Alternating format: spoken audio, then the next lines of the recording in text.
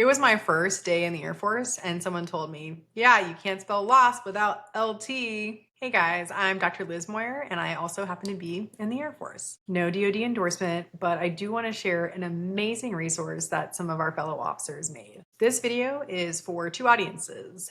One, for someone that is about to commission or is a recent commission, and then two, this is for supervisors of these new officers that are going to be one day leading the Air Force or Space Force. Jumping in, we have the Air and Space Force Second Lieutenant Guide. Here's what I want you to remember.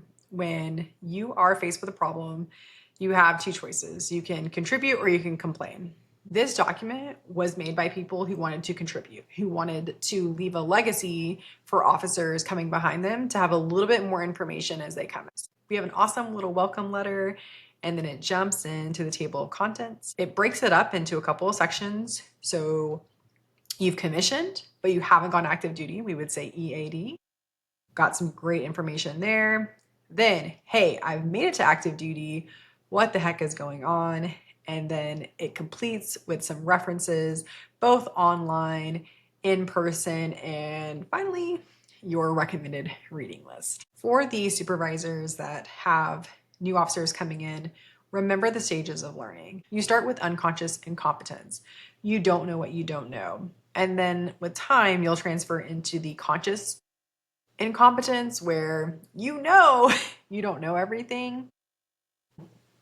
But remember, we were all new. We all had that first day and questions and maybe nerves. So think through how you can make their transition awesome. I'll go over a couple of key points, but make sure you reference all of this information, read through it. If you are brand new to the Air Force, even if you've come in already, reference this because you're going to be a sponsor.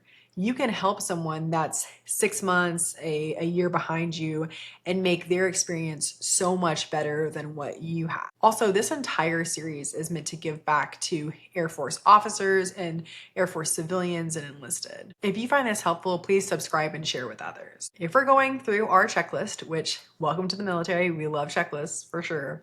Make sure you have a military ID card. Make sure you have checked in with TRICARE and you're registered. Coverage report EAD, very important. I happened to chip my tooth, it was pretty awesome, prior to becoming active duty and found out that it would be covered if I went to a military facility. So I ended up driving 2 hours to good old Shepherd and got my tooth fixed. Personally, I find insurance to be very daunting and overwhelming in the first place. And this will go over a little bit about sick call, appointments, referrals, pre-authorizations.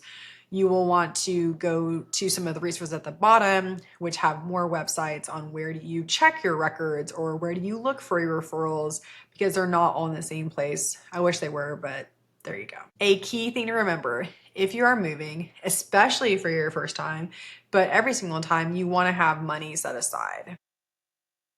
There's a lot of costs that incur with moving. I hate that you have to get rid of food, of cleaning supplies, certain batteries that can't travel. But you also, when you get to a new location, if you're renting, often you have to do first and last or a pretty big deposit. If you're buying, that's even more, even with a VA loan. We sometimes find that individuals went to schools where you didn't need a car. Now you're on active duty, you need a vehicle. All these things can really add up. And when you first move, your first assignment, you actually don't get the dislocation allowance. Kind of a bummer. Household goods, there's lots of rules about household goods. One thing to keep in mind too is how far is your move? Are you CONUS? Are you OCONUS? That will all affect that. And plus, once your stuff is gone, then where are you going to live? What are you going to use? Thinking through, oh my gosh, thinking through what do I need to keep on me and not send ahead. Oh, that's tough. But make sure you have all of your uniforms with you, even if it is heavy. Do not ship those things. Do not think, oh, I'm only moving 3 hours away. My mess dress or my service dress will be good to go. It will not. Moving down, it talks to you about house hunting. Very helpful to know. One thing too is that the regulation has been updated. So one of the pro tips when we think about coming into the military is that the regulation are these playbooks, but the playbooks are often updated And if you knew that information a year or two ago, it could have changed. I have done this, and I'm in the personnel world, where I was talking to one of my coworkers and I was so adamant that it was a certain number of days for house hunting, and I was wrong. So always go back to the source, make sure you know what the information is. As of now, so we're in 2025, you can take the full 10 days of house hunting, even if you've signed a lease or procured a home. Some little things I wanted to point out, which I think make this document really good, is something as simple as, hey, when you get to the gate, they're going to salute you, you salute back. Thank you. Why? Because think about a lot of the individuals that have come into the military, the only time they've been on a base was for their training. That was me. It was training, tooth, active duty. And it was overwhelming. You're looking around and you go, okay, the Air Force song plays at 12. Do I stop? Do I salute? What do I do? So while this document is not completely inclusive, it's at least going to trigger some ideas about what to expect, where to go. My hope is you have a wonderful sponsor that can help show you around, answer those questions. If you happen to have a sponsor that's on leave or just isn't very knowledgeable, build that network and grow it. Also, some really good tips here with additional recommendations. Probably my favorite one is the networking. The higher ranking we get, the more important it is for us to build teams and maybe not know the answer, but know how you can get the answer. So even if you don't know a single person coming in, you're in a really small detachment, you're on this new installation, you can make an amazing network. If you are in a commander's call, sometimes you'll hear CPTS say, and that's the finance squadron, like, check your LES. And yes, please check your LES. Your pay can be wrong. Really up to you to make sure that it is correct. The government will at some point catch if they've overpaid you or underpaid you. But if they have overpaid you, they will take your money so quickly, and you don't want to be in that situation. Very helpful also to think about your state taxes. You'll always get the federal tax, but if you, gives an example here, if you're in California, which has a state tax, you move to Texas, you can obtain that Texas residency. The weird thing about the military is you can have a lot of different identifications from different states. I have a vehicle that is titled in California. I have a Virginia driver license, but I have a Hawaii registration because that's where I live right now. And then I'm a Texas resident. Yeah. But it becomes very weird.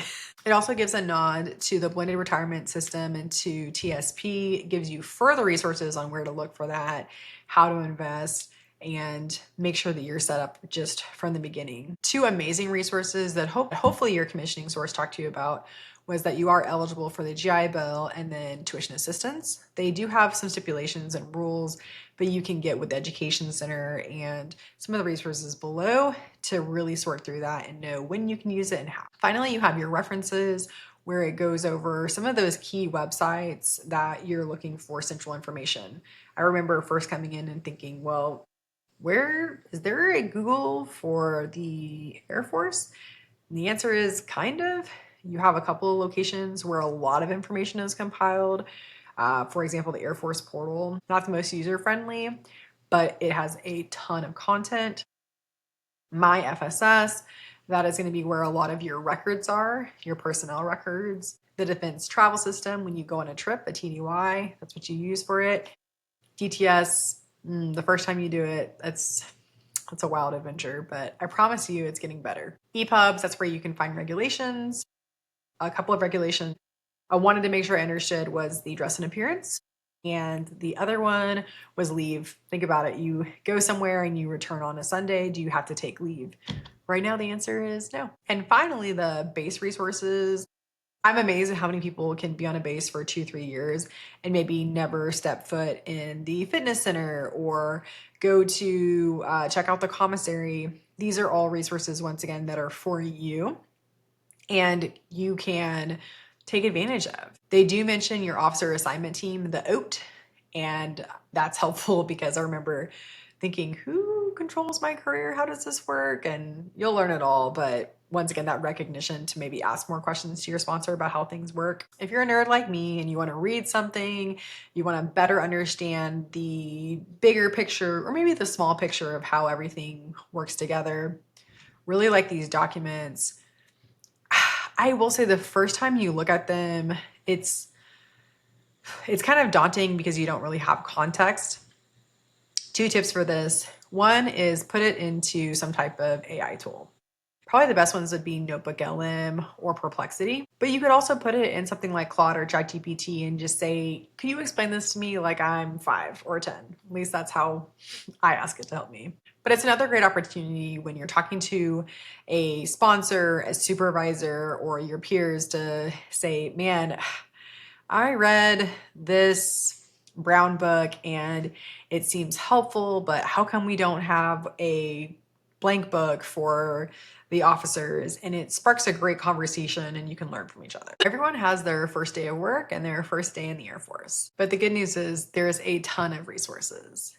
There's the official ones and there's the ones of people that said, "Hey, how can we help just make it a little bit better for the next individuals?" I do want to share Total Force Hub, and this is a website that is created by a former Air Force individual who, what they do is they collect resources from people just like this group who made the amazing Air Force Lieutenant one. There's another individual who she made a couple of awesome Air Force guides, and he gets their permission and puts on his website along with different blogs and different tools that can be used. Of note, this is not an official website that's affiliated with the DoD, but I do love that we're trying to help others. We're trying to get those resources into the hands of those that need it. So just a quick peek, this is Total Force Hub.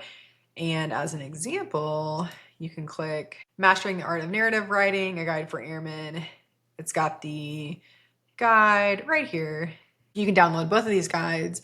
One of them is a little bit broader and the other one's focused on the airman leadership qualities. That's the ALQ. Check these out. These are amazing. I've got a ton more videos that are focused on helping those get acquainted to the Air Force, so please check them out. And once again, if you find this helpful, please subscribe and share.